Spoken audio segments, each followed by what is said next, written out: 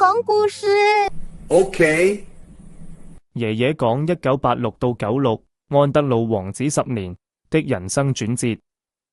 1986年是皇家海軍飛行員在 HMS Grayson 艦上服役，他與莎拉成婚，婚後兩人獲封約克公爵和約克公爵夫人。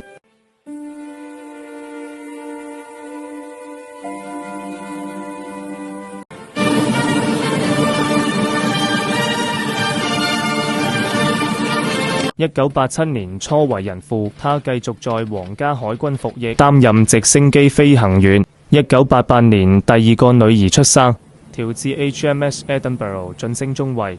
1989到90年在 HMS Campbelltown 號任軍官，婚姻亮紅燈。1991年退役，承擔皇室公務，婚姻問題公開化，此情不再。1992皇室災難性的一年，安德魯與莎拉正式分居。安妮公主與第一任丈夫馬克菲利普斯上尉正式離婚。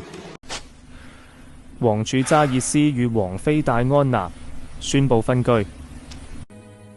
There are 3 people in this marriage.